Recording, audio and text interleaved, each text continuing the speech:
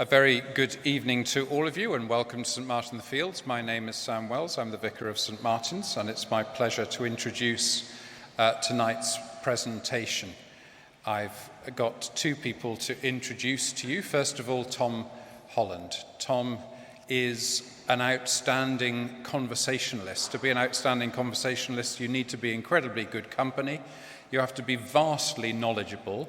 You have to be a wonderful listener because it's never just you being part of the conversation. And you have to have a wonderful sense of humour. And Tom is a wonderful representative of all of those things.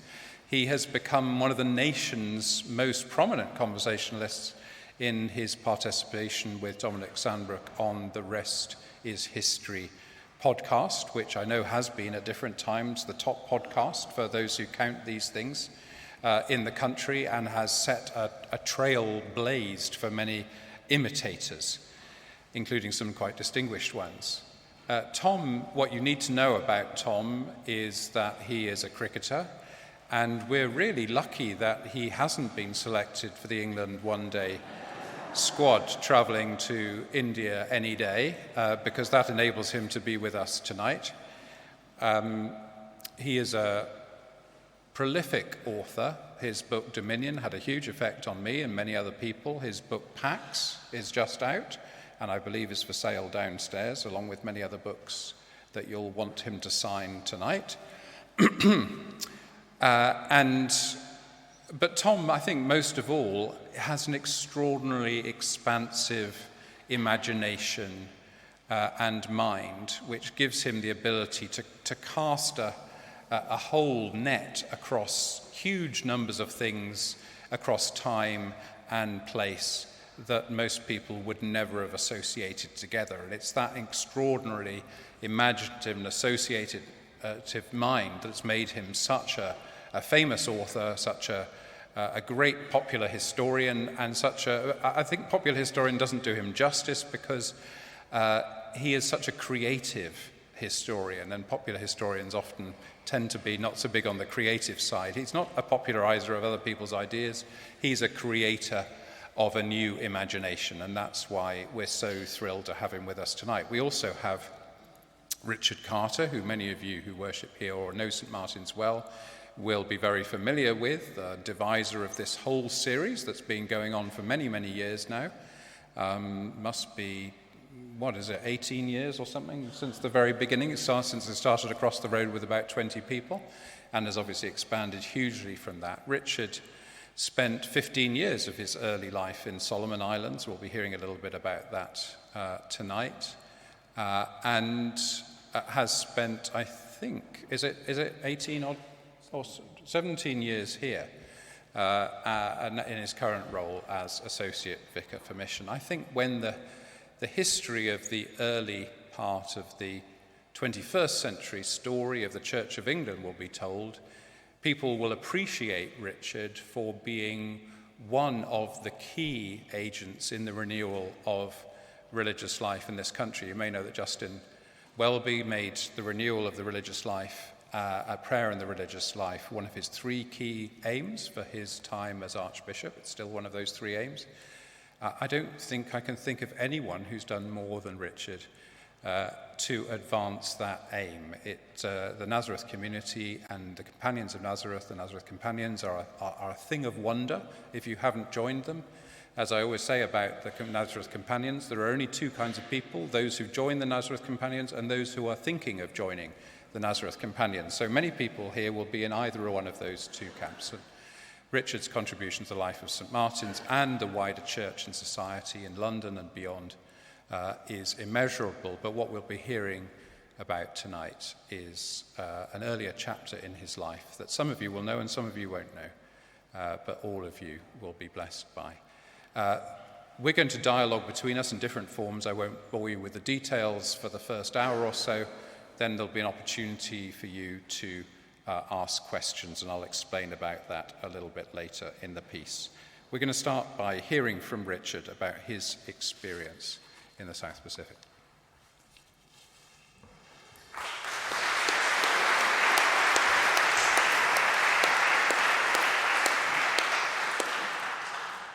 I'm talking about Melanesia and the Church of Melanesia because Melanesia is no stranger to martyrdom, and they also are remembered in this century for 7 martyrs throughout the whole Anglican communion throughout the world, and I happen to be very close to all 7 of them and know them very well. They were members of the Melanesian Brotherhood, of which I was a member for 15 years, and I want to tell you their story today. But before I tell you their story, I want to just set it in the picture of the South Pacific, because this idea of martyrdom was very much in the lifeblood of the Melanesian mission.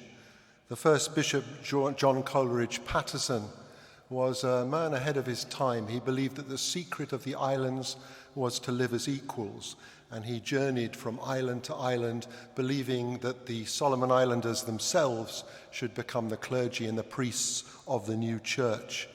But he himself was martyred in 1871 when he arrived at a remote island called Nukapu, and the inhabitants of that island thought he was a blackbirder, a slave trader, come to take young men to work in the sugar plantations, and he was clubbed to death.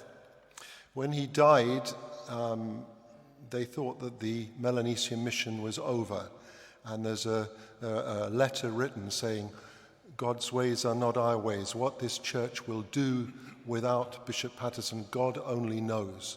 It was a huge trauma and crisis for the whole country, and especially for the Anglican Church.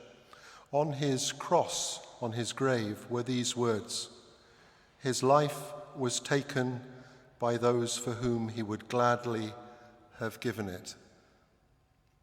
So this idea of someone who gives their life, someone ready to sacrifice, make the ultimate sacrifice for the gospel and for the people they love, was very much in the lifeblood of the Church of Melanesia. And far from destroying the church, it actually became a rallying inspiration for the church, for a Solomon Island church, dressed, as Patterson had said, in the rich, warm colours of its own native skin. And Patterson became the inspiration. If you went to Melanesia today, there would be young people in every classroom whose name would be named after Patterson, either Patterson or Coleridge. It's the most popular name throughout Melanesia because they still admire his life and his example. Cut to the year 2000.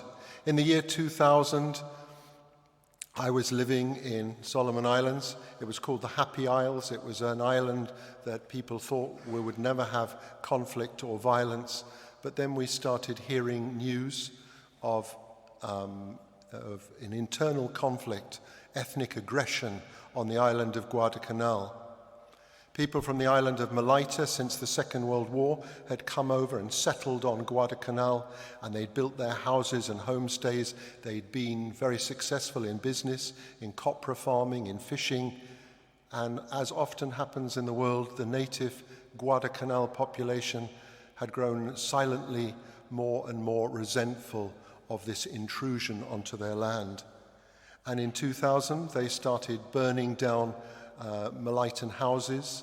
They started attacking schools and sending the children who were at the boarding school who were from Melita back to their own country, their own island.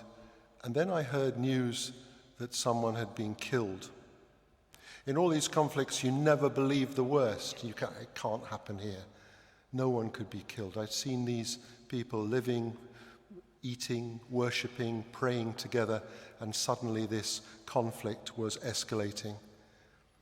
In the next few years, it really did escalate, and it became an incredibly violent conflict with many people killed. The community I was living in, the Melanesian Brotherhood, were a community of people from every island group, and they realized that they had to make a stand, that the gospel was calling them to make a stand. Here I stand. I still remember the meeting where we gathered together and the brothers said, we must do something. And the plan of that meeting was that they would go and camp between the two opposing factions who had divided the island between them. And in that no man's land, the brotherhood, the Melanesian brotherhood to which I was chaplain and a member, would camp. And each day our community would visit both sides and try and talk reason to them. The words we used were words that we'd gleaned from Oscar Romero, another martyr. Those you kill are your own brothers and sisters. Stop the violence, stop the terror. Remember your unity in God. And the brothers became famous for this work of reconciliation. When people were killed, they carried the bodies back to grieving families. We worked for the release of hostages. We were right in the thick of the action. And for some reason, people believed that we had kind of charmed lives. The myth kind of began to develop that the brothers were the peacemakers, far more than the police force, which had become compromised and corrupt. People came to our community to ask for help. When a peace agreement was signed, we thought that it was the end of the conflict, but far from it. Weapons, machine guns, pistols, shotguns were still in the hands of both sides. And even though a peace agreement had been signed, the violence continued. Again, our community gathered. Where do we stand in the violence?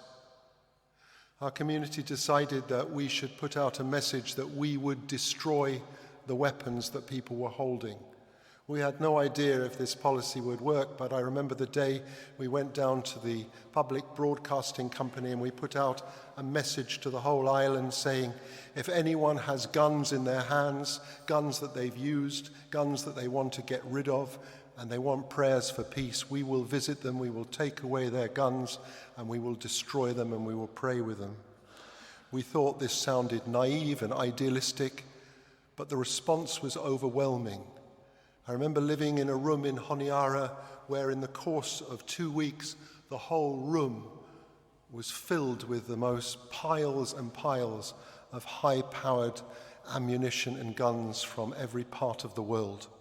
A poor country in the South Pacific somehow had got its hands on weapons from Russia, from this country, from all different sources.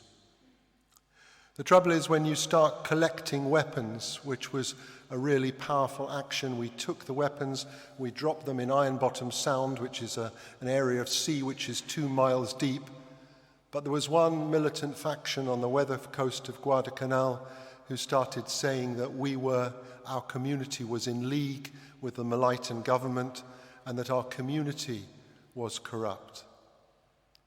One of our brothers went to visit the militant leader on the weather coast, and he didn't return. We waited, we sent messages, he didn't return. His name was Nathaniel Sado. I remember the day we got the news, a rumor that he had been killed. No one could believe that anyone would kill a brother who had gone unarmed to the other side of the island in good faith to talk to the militant leader. That night, I still remember it vividly. It was the 24th of April, 2003. I woke up having an incredible nightmare and hearing one of the brothers screaming. It was like he was seeing evil face to face. Following morning, early in the morning, I went over and I said to the head brother, I had the most terrible nightmare last night. I dreamt that Robin Lindsay was screaming. He said, Robin Lindsay and 5 other brothers have gone to the other side of the island to try and rescue Nathaniel Sado. I had no idea that they'd gone, but 6 of our brothers had risked their lives, taken a boat, and gone in search of their brother, Nathaniel, who was lost. They didn't return. For 3 months, our community tried to intercede with the government, with the militant leader, Harold Keke, with everybody, but there was complete silence. In the meantime, the violence escalated. More members of our community were taken hostage. It became frightening even to go out of your house because the peacemakers were now being seen as the militant group, as the enemy. We ourselves were being targeted. And then the Australian, the Papua New Guinea and the New Zealand government decided to send a military force of intervention. They sent that military force, and that force went to the weather coast of Guadalcanal, and they met with this militant leader, Harold Keke. And 3 months after we had been praying night and day for the safe release of those 7 brothers, we heard the news that they had all been murdered. I went to an internet cafe in Honiara and I wrote this message. I send this message to my friends, my family, my companions, all those who love the Melanesian Brotherhood, Christians around the world. Yesterday, our worst fears were confirmed. The Melanesian Brotherhood were officially told by the police commissioner, William Morrell, that he had been informed by Keke that all 6 of our brothers are dead. They were murdered 3 months ago when they arrived on the weather coast on the 24th of April in search of our brother Nathaniel. He too is confirmed dead. Our months of waiting have been in vain. It's hard for such news to sink in. These were 6 young, innocent brothers who went out in faith and love in search for their brother. They went without weapons. They went without defense. It seems too much to bear that they should have been murdered in cold blood. And then I go on to tell a little bit about each one of those brothers that you can read about if you'd like to read this book, In Search of the Lost. But I'd like just to mention their names because martyrs are not just statues, they're human beings. Brother Robin Lindsay, Brother Francis Toffee, who was my best friend, Brother Alfred Hill, Brother Ini Perotabatu, Brother Patterson Gatu, Brother Tony Sirihi, Brother Nathaniel Sado. Of one thing I'm certain, I wrote, these 7 men will live on in the hearts and minds of our community. Their sacrifice seems too great and hard to believe. All night our community have been sitting, telling stories, recounting their lives, trying to face the enormity of their loss. And beneath the grief and trauma we all feel, somehow there is a strength and a peace too. The knowledge that each one of these young men believed in peace and goodness. They knew in our world that there was a better way. They were prepared to oppose violence and to risk their lives. At the end of the day, they stand against all acts of brutality which disfigure our world, and bravely and confidently and with love lived the love that most of us proclaim only from the church. Oh, how much the worldwide church at this moment in time could learn from their witness. And when such real issues are at stake, is not this the gospel we all should be trying to live? I wrote that email, and from around the world I received hundreds and hundreds of replies from people who had been praying. One person wrote to me and said this: "How strange that in the finality of these young deaths, I glimpse something that gives me courage and strength. As one of those who have met with these brothers knows to be the truth, I think it is your testimony that 6 good, humble and faithful men died because they were devoted to one another and to Christ that simultaneously causes me so much pain, but also affords me so much hope." I remember the day when the bodies were brought back from the weather coast for burial. It felt like the worst day of my life, and yet suddenly everybody from all the different tribal groups started lining the road.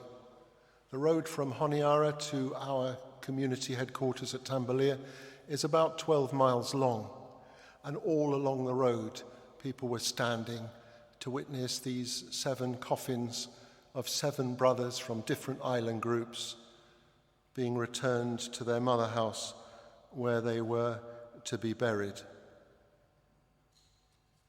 It was a moment I will never forget. Why did they go? Why did they go in search of Nathaniel? They knew the danger. It seems a sacrifice too great for anyone to make. They went, I believe, because they believe the gospel, not just in word, but in the action of their lives. They believe that they must go and search for the one who was lost. They believed that the Good Shepherd must willingly even face danger for the one who is lost. We profess a gospel which is at its heart a proclamation of love, of a God who is prepared to send his only Son to die for that love. And that is the gospel they lived. There is not a day in my life when I don't wish them back. There's not a day in my life where I don't wish I could have stopped them from going. And yet there's not a day too in my life where I wish I had the same courage to stand for the things I believe in, to stand alongside those who need it most. And cut to a final story. I just want to tell you, in 2008, Rowan Williams was facing the division of the church here. It seems to be an ongoing story.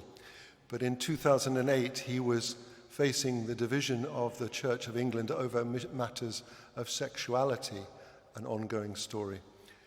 But he asked the Melanesian Brotherhood and myself to form the chaplaincy team. And right at the end of that conference, with 650 bishops present in Canterbury, he asked us if we would lead the final worship. And so we agreed to do it. And he said, I want you to process leading the bishops up to the high altar in the East End, the place where they remember Thomas à Becket and the eternal fire of martyrdom is burning. And so at the end of that Eucharist, we led the procession, all the brothers who'd come to England to form a chaplaincy team that was trying to speak of the need for unity in our church. And on the altar, that high altar, one of the delegates to the conference from Brazil, who was an artist, had made an icon of the 7 martyred brothers. An icon that you can still see if you go to Canterbury Cathedral in that East End chapel for martyrs. And I looked round, and in the cathedral there were 650 bishops from every part of the world, many of whom had been arguing during that conference on their rights and their authority. And each one of those 650 bishops was on their knees in front of that altar. And I go, if you could have known these men, they were fishermen. One of them was a young nurse who was helping people with malaria. Another one of them was our leader. Another of them was another man with such great courage. They were ordinary people like you and me. And I said, they'd be laughing in heaven if they could see 650 bishops on their knees. And then I thought of those words from the Magnificat. He will pull down the mighty from their thrones, and he will lift up the humble and meek. Thank you.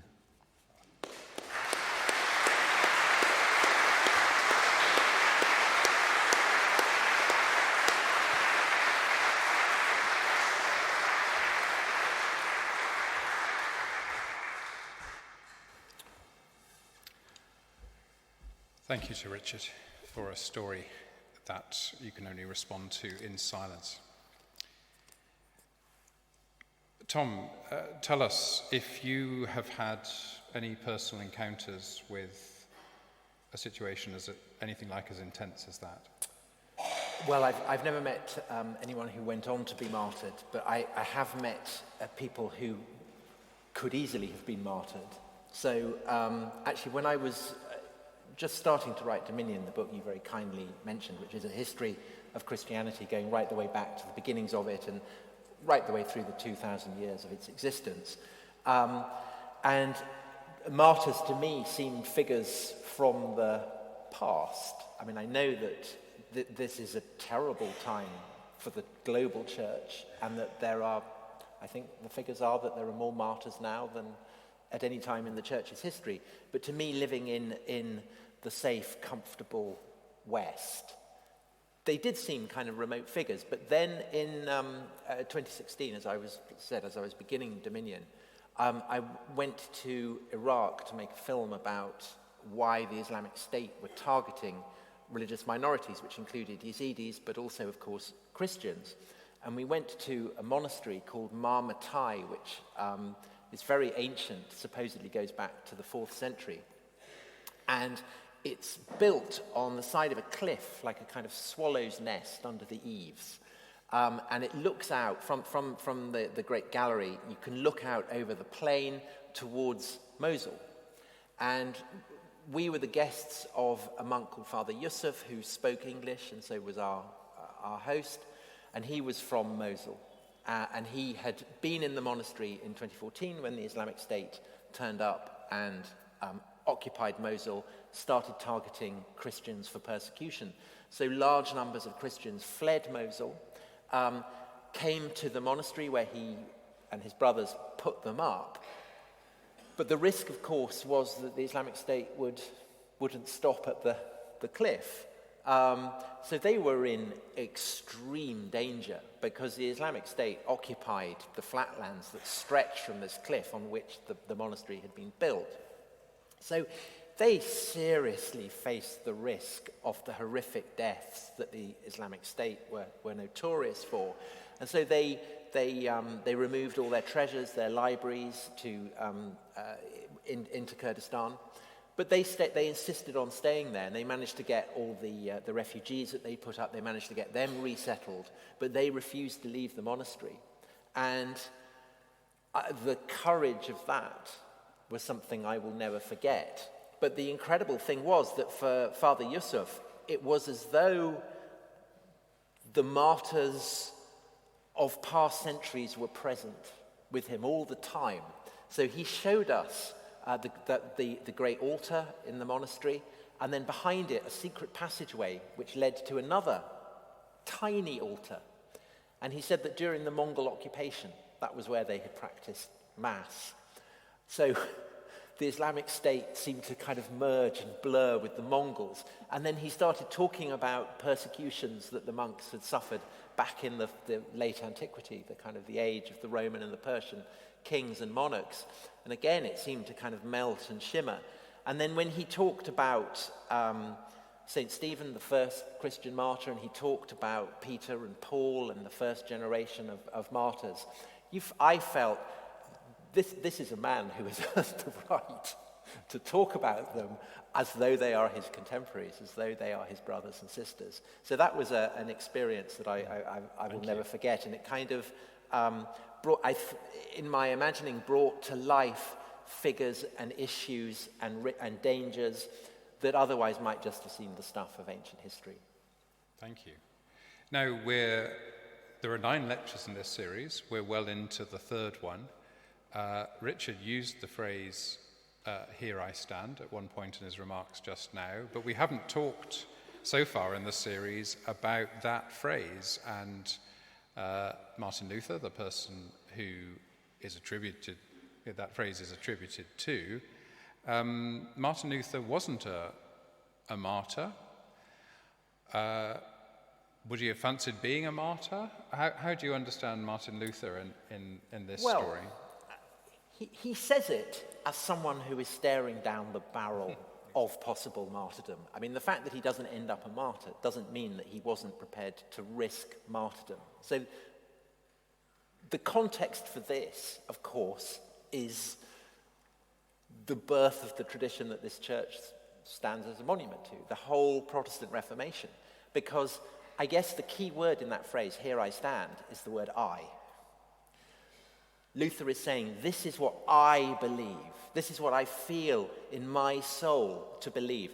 And he believes that because he believes that the Spirit has illumined him and given him grace and given him an understanding of a kind that he believed Paul had had and Augustine had had and Jan Hus had had. And Jan Hus was a Bohemian proto-Protestant, I guess you could call him, who had preached a kind of idea that the Spirit could illumine the soul and teach truths that transcended what the Roman Church could teach. And this was obviously seen as heretical by the church of the time. And Hus was given a promise of kind of a pass to come to a church council in the German town of Constance to come and talk about it. And the moment he got there, he got grabbed and got burnt. And Luther, as he was going to Worms, the site of this great meeting, this diet that had been summoned by Charles V, the emperor, he'd been given he'd been given a promise of safe passage. But he knew that the word of emperors and bishops weren't necessarily to be trusted. And he said, we are all Hussites. Me, Paul, Augustine, we're all Hussites. And so he's staring down that barrel. But of course, the idea that,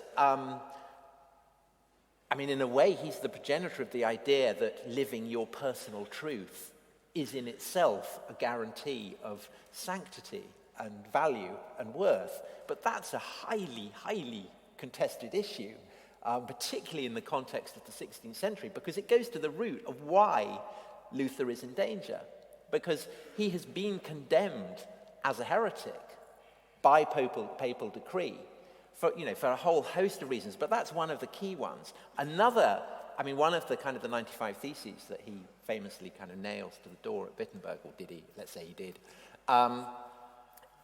Is the idea that heretics shouldn't be executed, and this has been specifically condemned by the Pope, by the papal lawyers. So he knows that he is, I think, kind of risking death when he goes there. So when he says, here I stand, I can do no other, the very act of saying that is a provocation. As it happens, of course, the emperor sticks to his word. He gives him a 3-week period of grace to get back, and Luther goes and he gets kidnapped by his protector, the Elector of Saxony, and spirited off to a great castle where he translates the New Testament into German and gets attacked by demons in the form of dogs, which he throws out of the window, and all kinds of Lutheran malarkey is going on. But he has stared down that barrel of potential, of dying.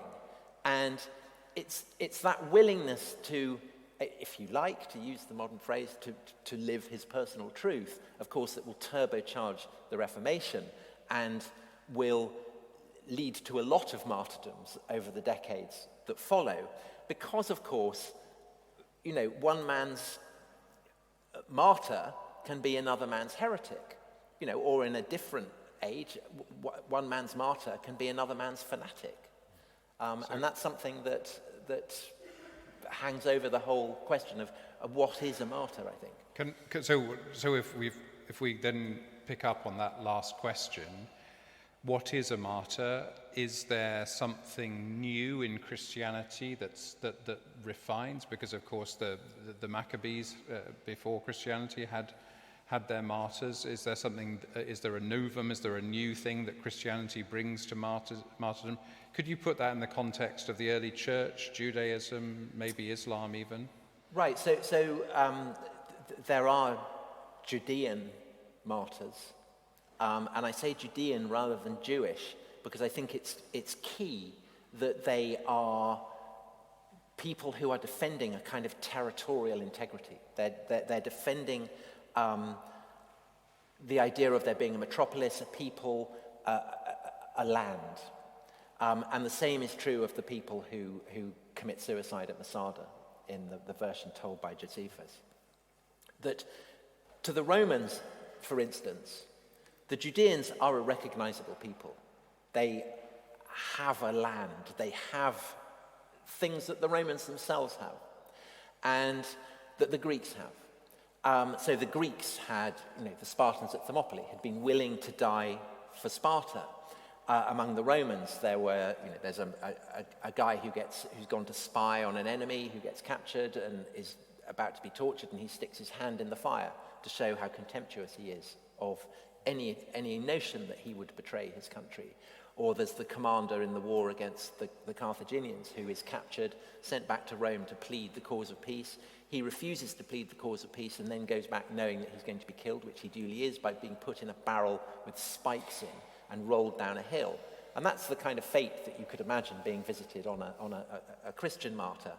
So, and there are church fathers who, for instance, see in this guy Regulus, this Roman who dies in that way, or the Spartans at Thermopylae, prototypes of Christian martyrdom. They kind of say, well, this demonstrates that there were glimmerings of Christian practice in the world before Christ. But I think most Greeks, most Romans, maybe even Judeans, I don't think Judeans really are commenting on it. But when they look at Christians, the salient fact is that Christians are dying for what seems to peoples from settled lands weirdly abstract. The Christians are a people without a metropolis, without a land. They're universal. They claim that the Christian people span the entire world.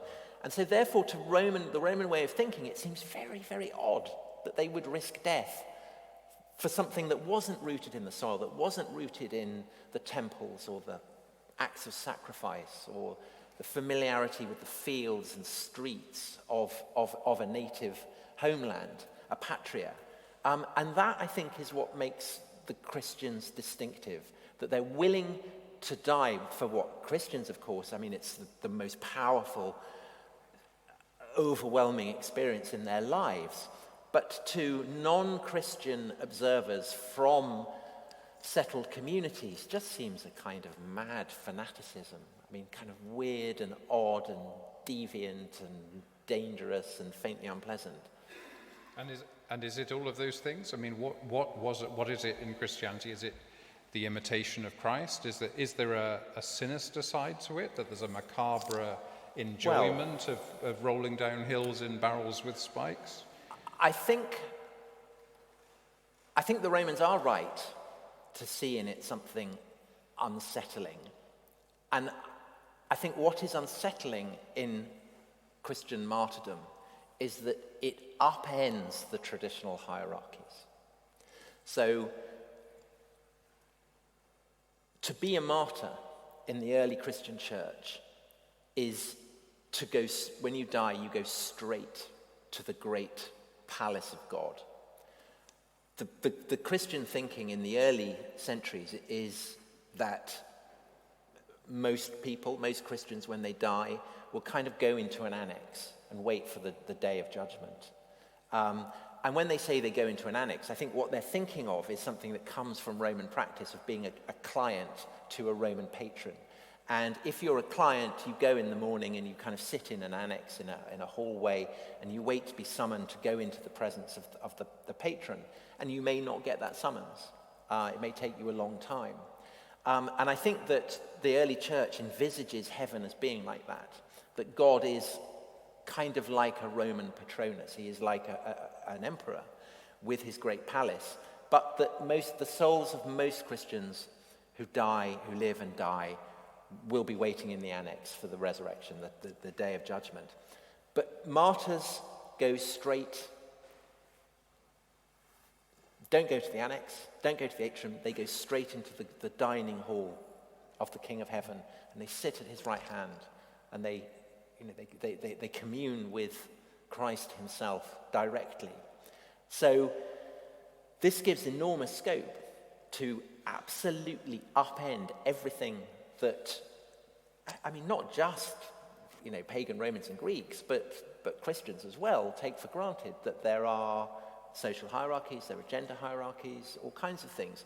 And the classic example, I think one of the most moving, powerful passages in the whole of early Christian literature is an account of a martyrdom that takes place at the end of the 2nd century in Lyon Lugdunum,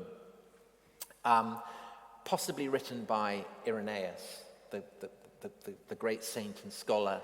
And it's one of the few martyrdom accounts that most scholars accept is authentic. Because, of course, lots of martyrdom accounts, there's suspicions about how accurate they really are. But this one really does seem to be accurate. And it describes how a whole group of Christians are led into the arena and unspeakable tortures are practiced on them. They kind of have to sit in boiling hot chairs. They're savaged by beasts, all kinds of things. And some of the Christians, they apostatize. And they are condemned, I think, in telling ways as flabby athletes who are not ready for the contest. But others hold out, and they are true athletes, and they win the supreme prize, which is martyrdom. That is the palm. Like an Olympic victor, you get the palm. And in Irenaeus' account, the person who wins the noblest prize is a slave girl who is named. She's called Blandina. And Blandina is the slave of a Roman who is being martyred in the amphitheatre. But we don't know who the name of her mistress is. She's a martyr too. She will go to heaven, but we don't know her name because it's Blandina who is literally compared to Christ. That the other martyrs look at Blandina in her sufferings and they see there the lineaments of their Saviour. So it's a slave and a woman who is being compared to Christ. Not a man, not an aristocrat, not her owner. That is the hierarchy that is being created by martyrdom. It is Blandina, the slave girl, who will go part through the annex into the great inner sanctum of the palace of God. And that is in a society as hierarchical as the Roman Empire, unbelievably subversive. And I think it kind of hints at the depth charge that the Christian idea of martyrdom is setting underneath not just actually, pagan society, but the assumptions of Christians themselves. So what then happens after Constantine is converted, after the empire becomes officially Christian and people aren't being martyred? What happens then? Well, I think there's a kind of bereavement. I think people feel that, if you like, that kind of golden ticket to the inner sanctum of heaven is gone, and there's a kind of yearning for it.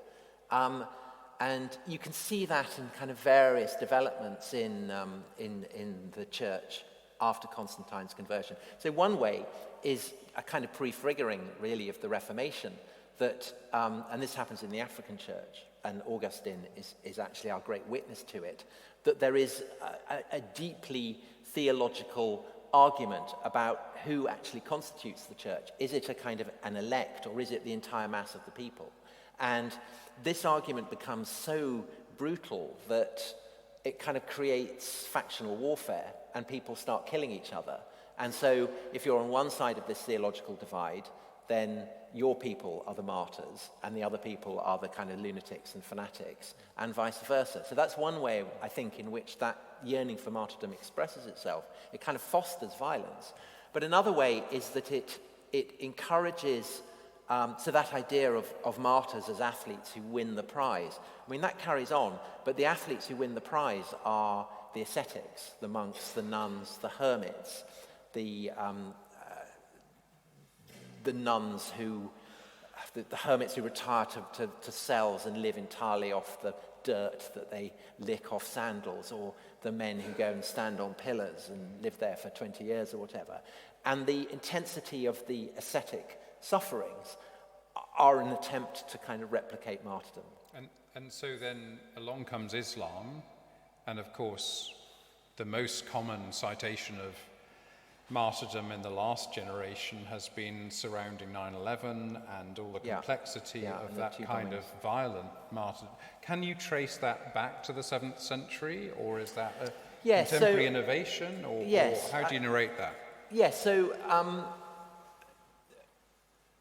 monks cast themselves as soldiers of God, as warriors of God. that they are going out into the desert to fight demons. And they mean this absolutely literally. That their sufferings are wounds that they endure in the cause of fighting Satan and the hordes of hell. And this idea of standing up to the powers of evil and darkness by enduring physical demands is so much a part of the world that Islam emerges into that it's unthinkable that Islam isn't very directly influenced by it. And even in the lives of Muhammad that we have are very late, so are unlikely to be historically accurate. But they do kind of reflect traditions where Muhammad meets monks, and monks kind of proclaim that Muhammad is a prophet, which is a kind of marker of the prestige that these holy men, these holy Christian men out in the desert have. But I think what happens over the course of the 8th century is that idea of spiritual warfare becomes literalized. So there are kind of several accounts in Muslim sources of monks who are they're beating a tattoo on their forehead as they kind of bow before God and press their forehead to stones, and their bodies are emaciated from all their asceticisms. But then discovering the truth of Islam and realizing that they don't have to fight demons, they can literally go and fight unbelievers, and going off to the front of the war against the Christians against the Byzantines. And I think that idea that you can be a martyr by in the dimension of the physical, in the dimension of the global, and that you can do it by fighting, is a kind of reconfiguration of the Christian idea of martyrdom. I think the Christian idea of martyrdom is infinitely more passive than the Muslim one. And you can see over the course of kind of the early centuries of Islam, as it's starting to emerge and cohere, the appeal of this. And actually, in the end, it's exerting an appeal over Christians. So in the 10th century, there is a very seasoned Saracen fighter called Nikephoros, who ends up as emperor in Constantinople. And because he is familiar with what his opponents think, he knows that his enemies believe that if they die, they will go to heaven. That the act of dying will make them a shaheed, a martyr. And he worries that this makes them more effective as warriors. And so he goes to the patriarch and he says, look, could you kind of rustle up something that means that my guys, my men, the Christian warriors who are defending Constantinople, that if they die, they can go to heaven? And the patriarch flatly refuses.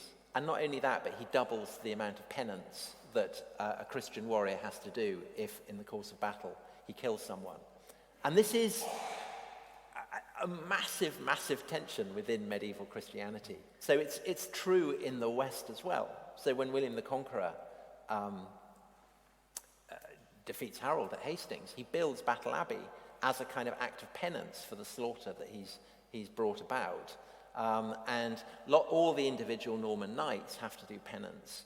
And part of the appeal of what becomes the crusading movement is the idea that actually you don't have to do penance, and indeed you can be positively rewarded for fighting in the cause of God, which is why the Crusades are seen as so monstrous by the Orthodox Christians in Byzantium and beyond. Well, that kind of leads on then back to where we started with the Reformation, because you've got martyrs, but they're not martyrs who are being killed by Muslims or by Romans in the pre-Constantine period. You've got martyrs who are being killed by other Christians. Now, of course, they might not recognize each other as Christians, but that seems like a horrifying development.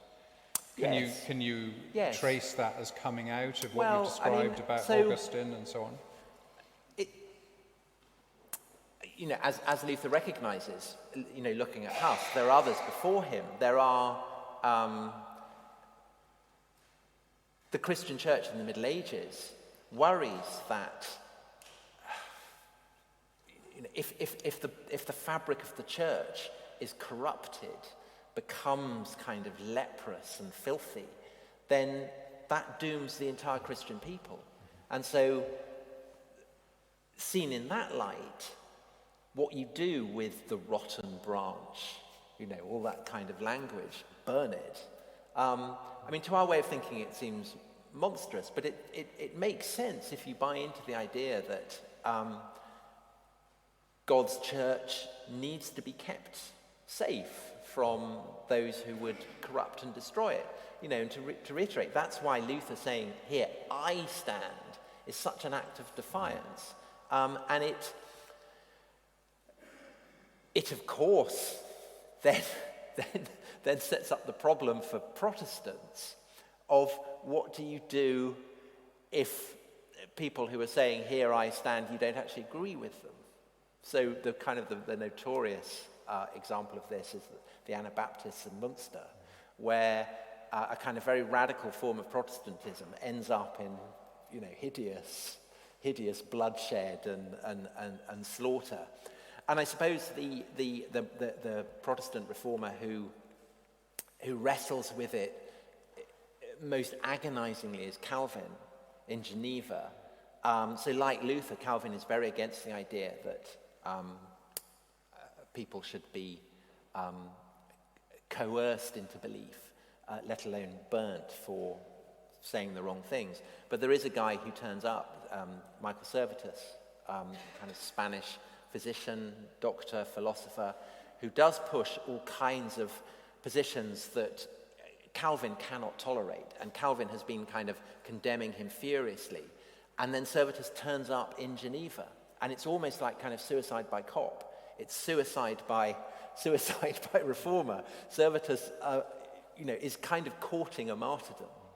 And Calvin really doesn't want to give him the satisfaction of martyrdom.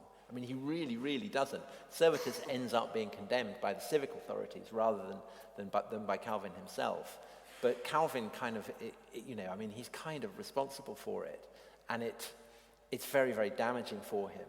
And it kind of shows the complexities of the Protestant position, really, which of course Protestants are very, very aware of. And that's why when the Jesuits come to England under Elizabeth and they're captured, they're never condemned as heretics. They're executed as traitors. And that's kind of very, very important. That's a whole lot better then, isn't it?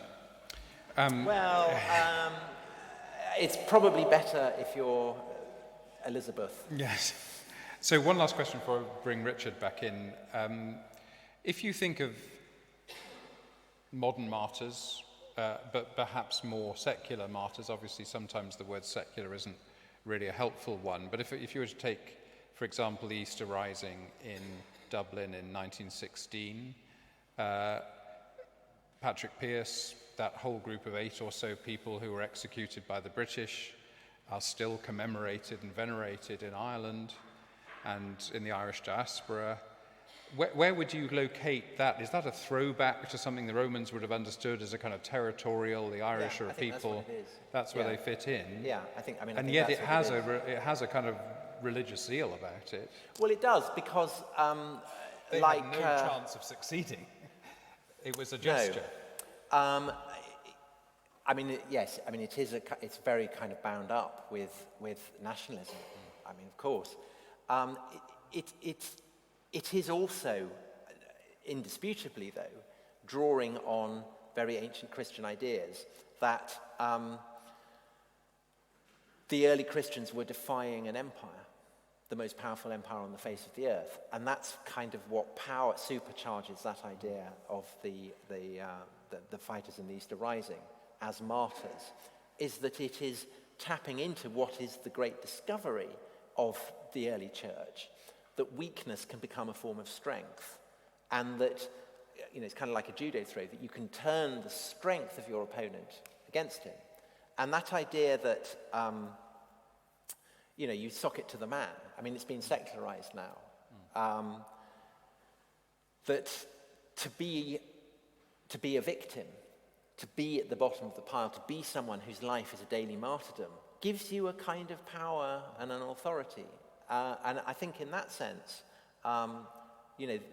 that's something that's very, very familiar to people in the 21st century. The idea that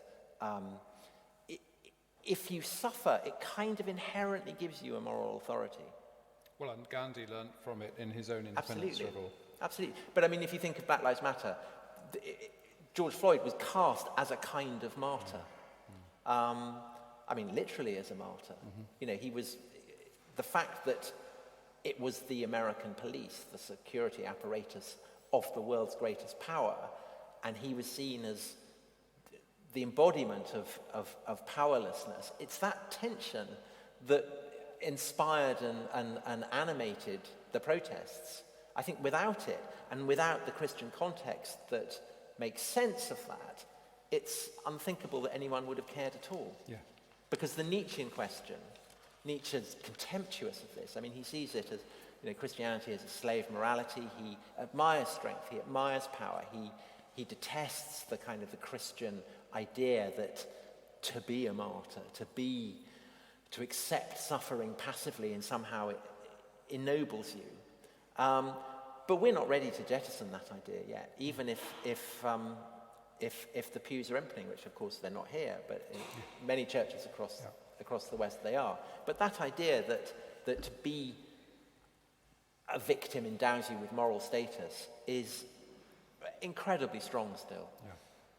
Thank you. I'm going to ask Richard to step up. In a moment, I'm going to ask the two of you, I'm going to give you a couple of minutes' notice, for maybe Richard to start off in a moment and locate the story of his testimony in the light of some of the categories you've given us and the historical motifs you've given us, and then perhaps for you to respond, Tom, and talk, with great honour, as we all do, about Richard's testimony, but to try and fit Richard's testimony into the narrative that you've woven.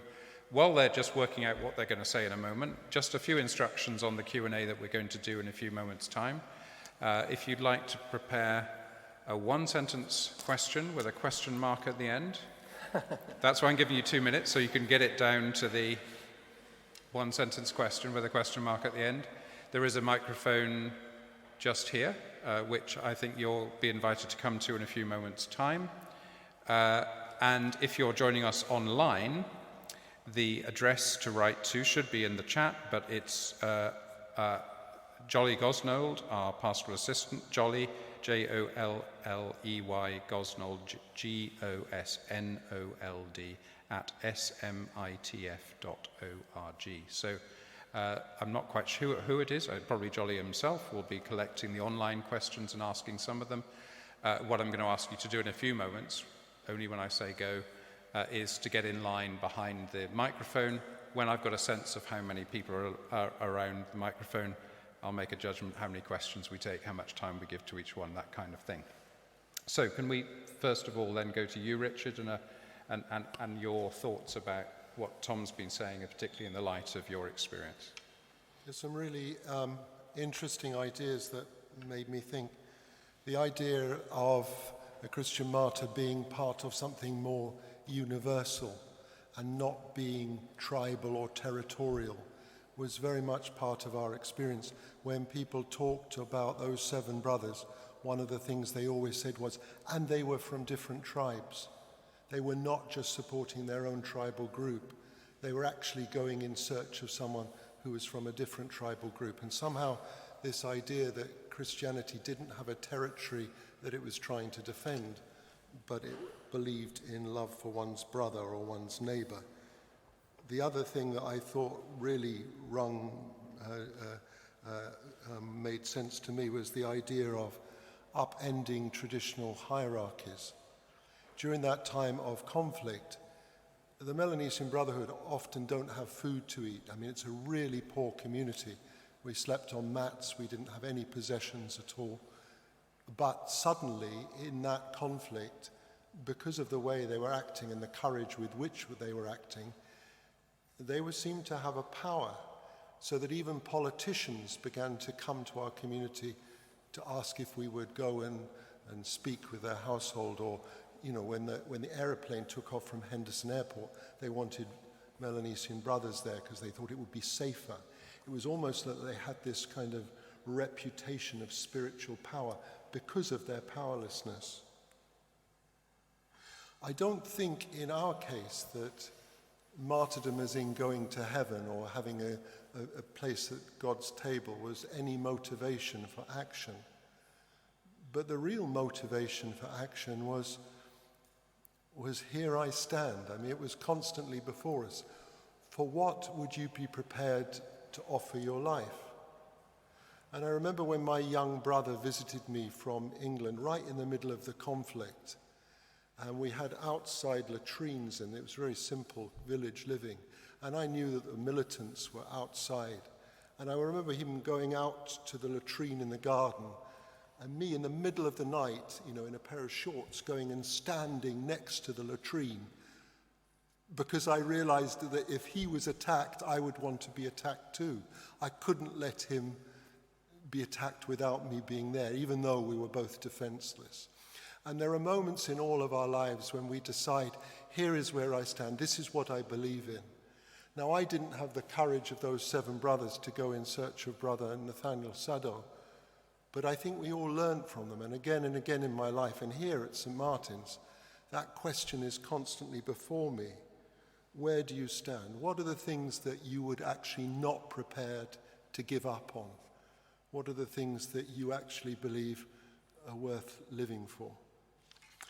Finally, that idea of vulnerability, I think it's true. I remember the Australian military coming with all their machine guns and hardware, and they got off the aeroplane and they were all in the airport with all their military guns and etc. equipment. And they came to our community where these brothers had died, and they took off their shoes, because that was the tradition of our community, that you actually walked down the path into our community without shoes and went to pray without shoes.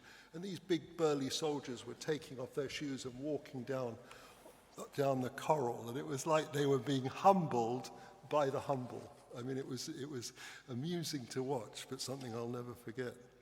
And the reputation of the community did spread right across Australia, New Zealand. Even the Roman Catholic Church have invited us to make an altar in Trastevere in Rome. So these simple, humble brothers from the South Pacific, fishermen, have become remembered in the center of Rome.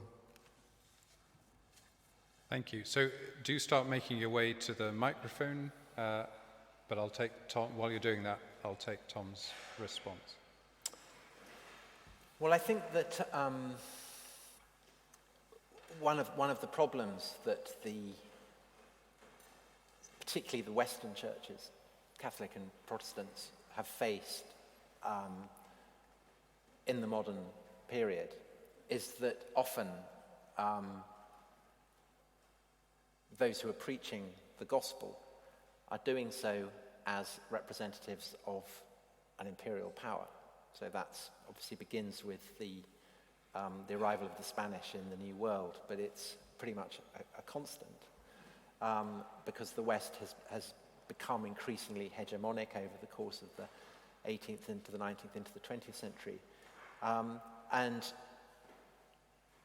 there are many instances of people who have been martyred because they're seen as the cutting edge of westernization. And the classic example of that would be the Jesuits who were martyred in Japan in the early 17th century.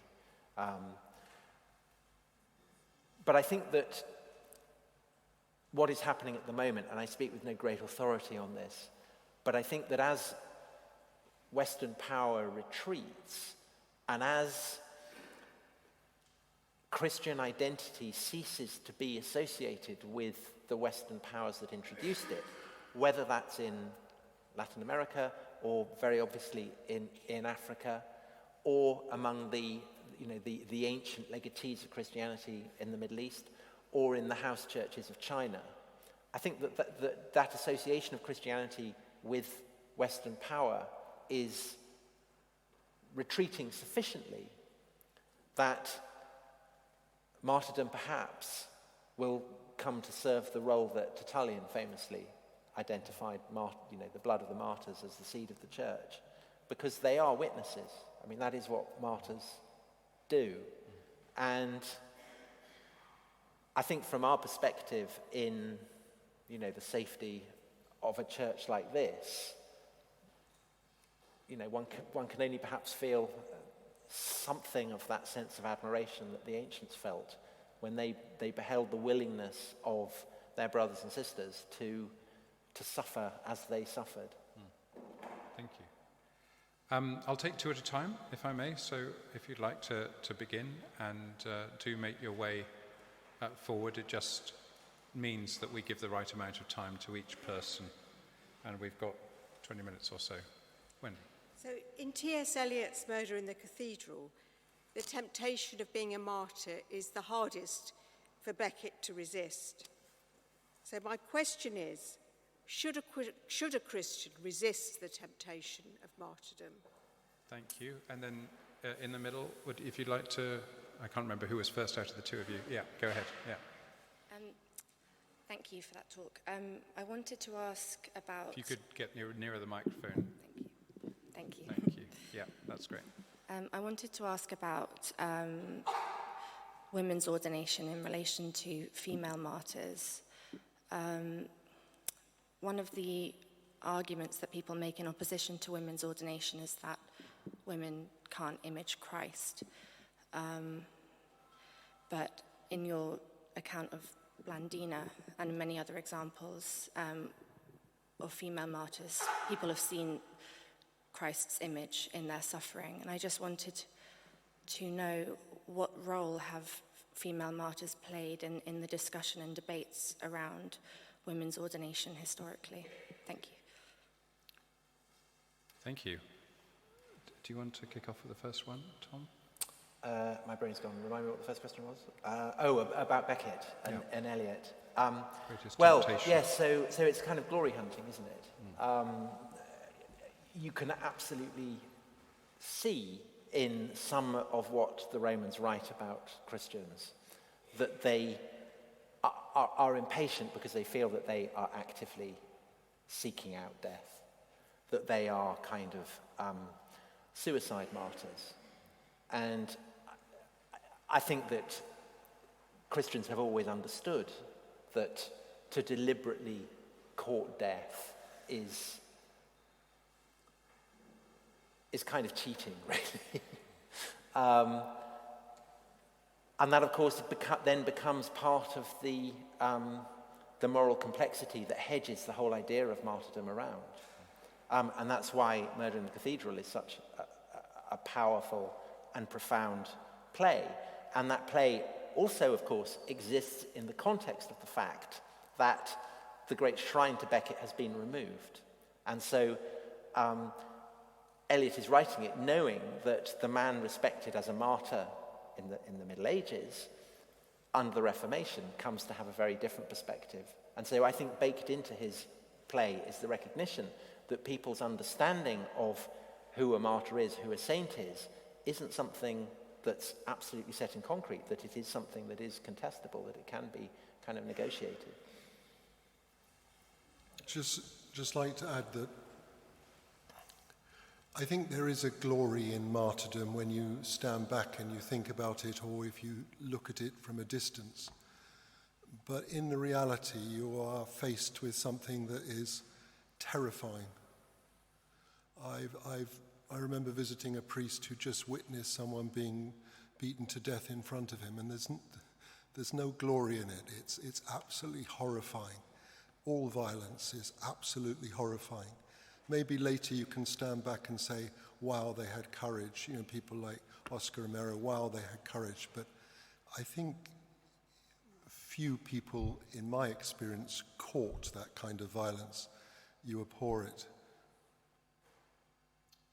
Does anyone want to take on the women's ordination? I don't know whether the role of female martyrs played any role in the story. I don't know anything really about the campaign for female ordination, I'm afraid. But certainly the idea that women could take on the form of Christ is very much, it's a tradition in the writings of the early church. And it's something that goes on even once the age of persecution has gone. So another of my favourite saints, Macrina, who is the sister of the two great Cappadocian fathers of the church, Gregory of Nyssa and Basil of Caesarea, she was seen as being the holiest of the lot.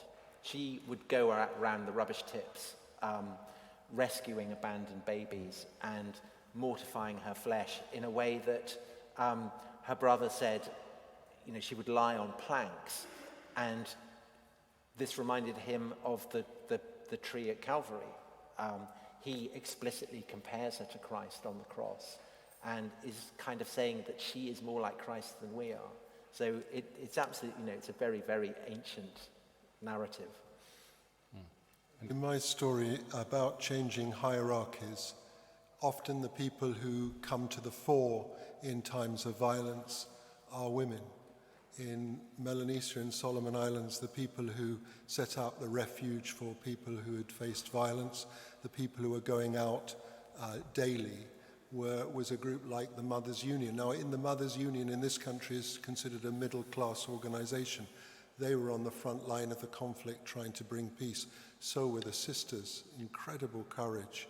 And I've seen them at work. They were formidable. And I think that did change perceptions of the nation. Might be worth adding that Richard made reference to the Magnificat in terms of the central notion about putting down the mighty from their seat and exalting humble and meek. Magnificat was, of course, sung by a woman. Next two, please. Thank you for both of your talks. It's sort of been touched on already, but I wanted to ask, to what extent does the concept of martyrdom differentiate between individuals who die, who are killed willingly or more willingly, and those who don't have any control at all over their circumstances or their deaths? Thank you very much. And we'll take one more, Sean. Thank you. I'd just like to broaden the discussion to a more sort of global level. Martyr is such a powerful word in so many cultures and so many languages across the planet. And am I right in, I'd like to ask each one of the speakers what their definition is of a martyr. Is it someone who gives their life or is willing to give their life for a cause which they see to be higher, whether it's spiritual or something to do with a set of strong beliefs? And just, I have never met a martyr, but I met someone who was deeply troubled that they weren't a martyr. I lived in Japan for 11 years, and I was friends with an elderly gentleman who had been captured, I believe, in the Solomon Islands and sent to an Australian prisoner of war camp. And he felt great shame that he wasn't martyred because he was taught that he should die for the emperor, and that he felt great shame that he was still alive. So it's such a powerful concept in so many different cultures. So I'd be very interested to hear your global definition of it. Thank you. Okay, so two questions there. One about the difference between those who are killed while they're doing something intentional, as it were, and those who are just killed. And then the second one about the cross-cultural, particularly the Japanese context. A martyr is a witness. So if you die without witnessing to something, then I think you're not a martyr. The Japanese in the Second World War, like the Spartans at Thermopylae or whatever, they are fighting for a territory, for an empire. I don't think that it had a kind of supernatural dimension to it. So again, I think that differentiates certainly the Christian and Muslim understanding of martyrdom, which is very closely interfused, very clearly from the same kind of cultural stream. I mean, it has kind of a different emphasis. But I don't think that fighting bravely or even suicidally for a geopolitical entity really, in the Christian or Muslim understanding of it, counts as martyrdom. I think there's martyrdom for ideas, and there have been some very courageous martyrs for ideas, as we've just heard about. But I think for many of us, the question of where you stand is actually about love and relationship.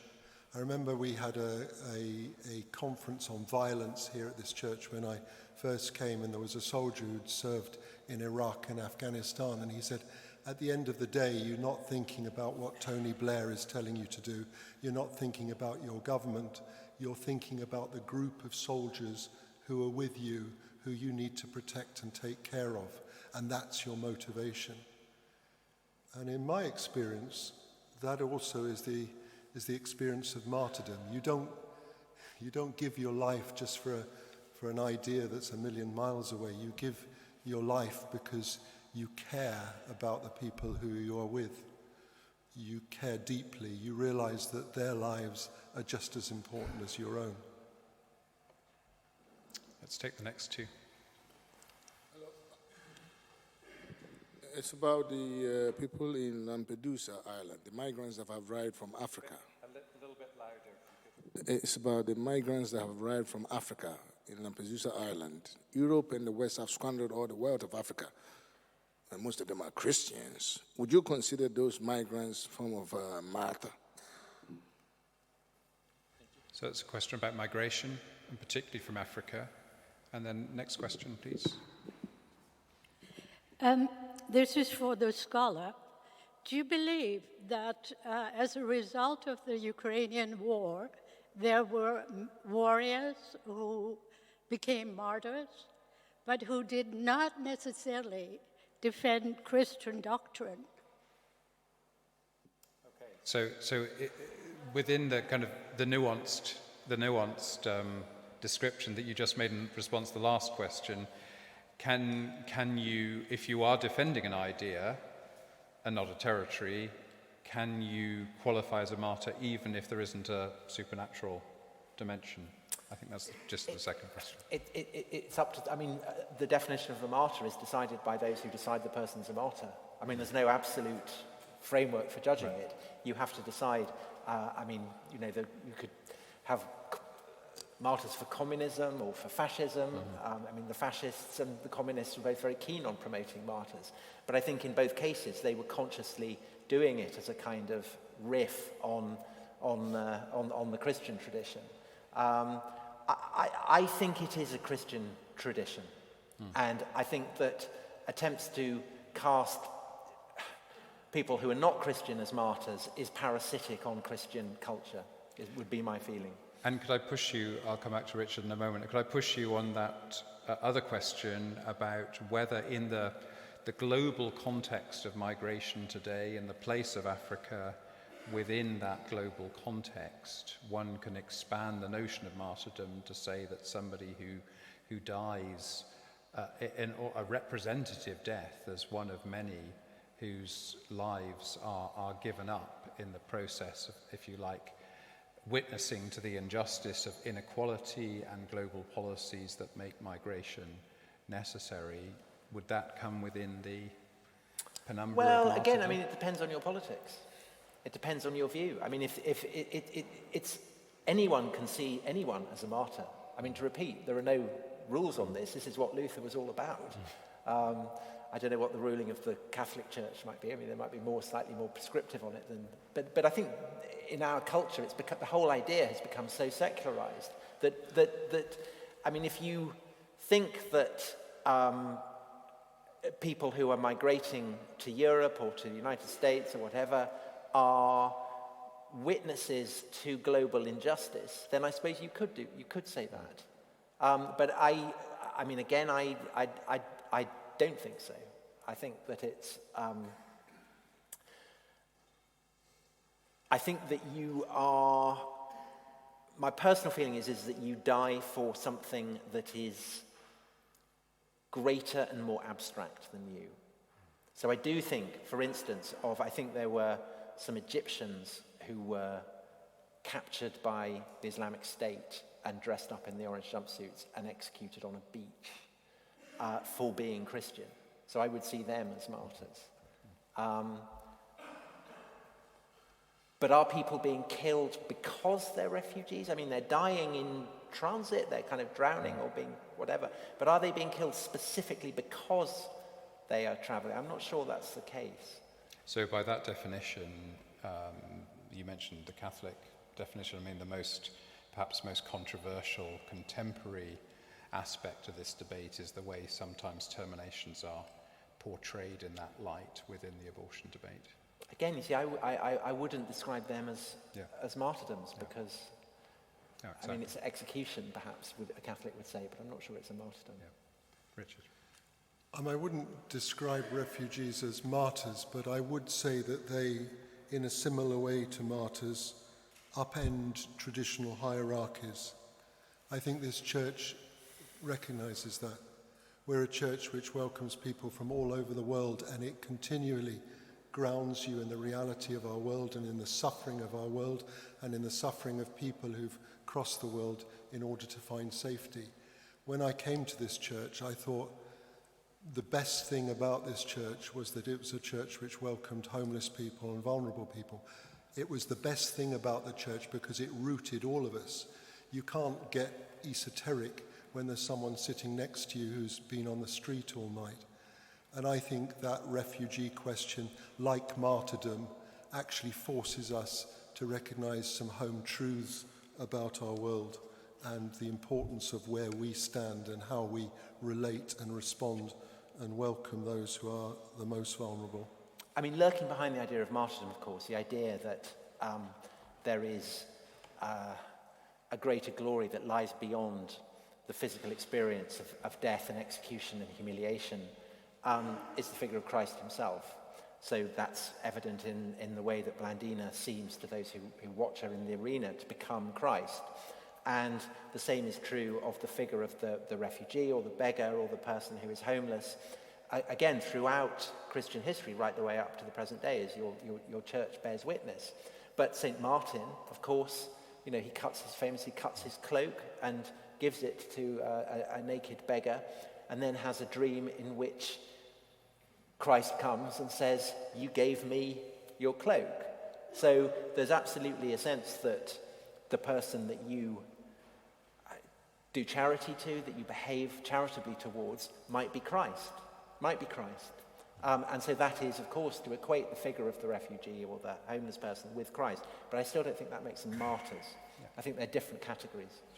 Just to say that the symbol of our community here, the Nazareth community, is a Lampedusa cross made from the wreckage of a refugee boat where 300 people drowned. And people say, "How can you wear that?"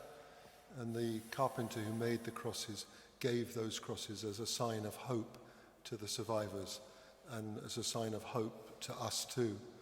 That sense that even in death there is hope of something better. Next two, please. Rev. Adam, Vicar of Halsden. As to the context of woman priesthood, martyrs are a strong argument pro, because the first Christians, they were seeing the martyrs as a priest. And the communities of first Christians, without priest, they've been coming to the graves of the martyrs and to pray on those graves as they would pray with the priest. And it doesn't matter, it's the grave of martyr of woman or a man. So it's a very strong argument. And Sam, I think you raised quite important question about the death one Christians from the hands of other Christians. Because this is the question of the criteria of who is the martyr. I am from Catholic tradition. I used to be a Catholic priest. But Catholics, they got quite sorted that theology of martyr. But I think the most important element of being a martyr is innocence. When we are talking about imitating sacrifice of Christ, the Gospel of Luke is the best option for that, because Luke is providing us through the sacrifice of Jesus, and he's saying that he was that innocent witness. And this is about the martyr, and this is about your friends. Thank you. I'll ask both Tom and Richard to respond on the question of innocence in a moment. Angela. Thank you for that fascinating history of martyrdom. It seems to me that over the centuries of the church, the way in which the death of the martyrs has been interpreted has really shifted. Like, it seems to me that, at least in the early church, the death itself was seen as something that brought glory to the church, Whereas I think when you look at the death of George Floyd in a secular context, but even the deaths of people like Dietrich Bonhoeffer, modern martyrs, I think many people would say the death itself was an absolute tragedy and a tragic loss to the church, and in many senses perhaps even should never have happened. And I wonder how that shift affects, if we try to reverse, have a look in the opposite direction even, at the death of Christ. How should we see the death of Christ today, given that there's been a shift in how we see the deaths of the martyrs?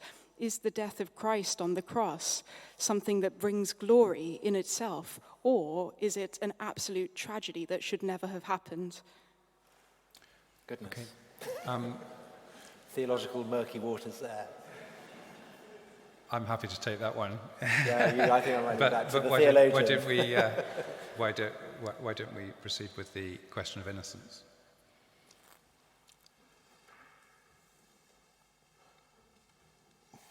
I don't know whether all martyrs are innocent. I don't know whether innocence is the defining characteristic of a martyr. But Angela has just spoken about modern martyrs. And I think there is an action of the heart. There is a journey of the heart in martyrdom. It's the sense of, here I stand because I love. And that sense of being able to offer your life because of commitment in love, I think, is very much part of the martyr's path. The idea of, in the second question, of a church which glorifies martyrdom. Perhaps the church has glorified martyrs because it wants to make them safe. It wants to make them part of the hierarchy too. And if you glorify a martyr and everyone kneels down and bends their knees and bows in front of the saint, then somehow they've been muted.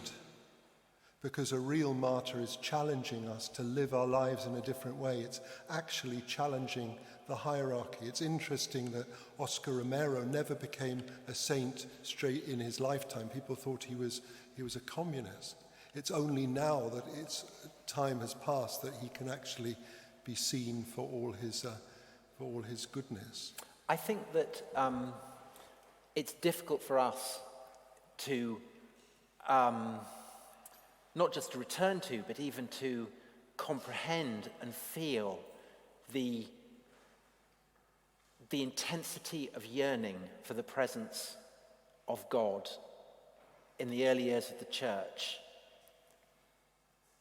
that martyrdom provided a way to access God. The understanding of what happens when you die, of what the fate of the soul, changed very, very profoundly over the course of the early centuries of the church. There's a brilliant book on this by Peter Brown, perhaps the greatest living Anglophone historian, where he traces the evolution of this in response both to kind of theological but also geopolitical trends.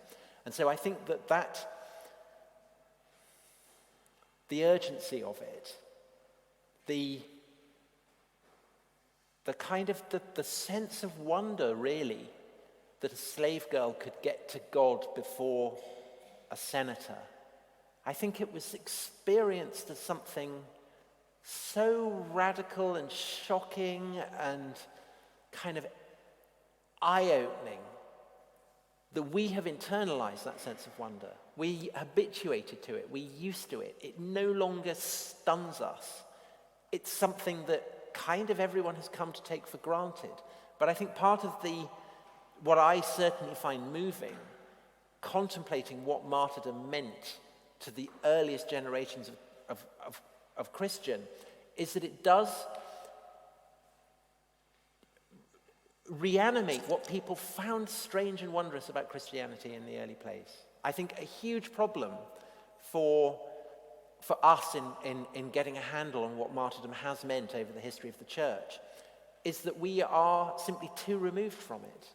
You know, we live in a country where no one is going to be martyred for their beliefs, and perhaps it takes, someone like Richard to go and stare down the barrel of what it can mean before you probably get that sense. But for the rest of us who haven't had that experience, I just think it's very difficult to get a handle on just how transformative and radical and weird that world was, where people thought, if I die for Christ, I will see Christ.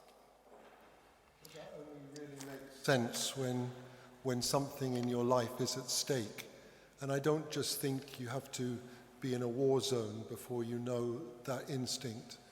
I think that people who are facing, the illness or the terminal illness of someone they love and realize that they're willing to sacrifice their time, their love, their energy in order to support that person, or when someone faces suffering and someone is able to stand by their side. Those moments when your life is at stake are the moments when we begin to re-see again in this culture what martyrdom is all about. We saw it last week with Father Vitale standing here talking about helping people who are in the war zone of Ukraine.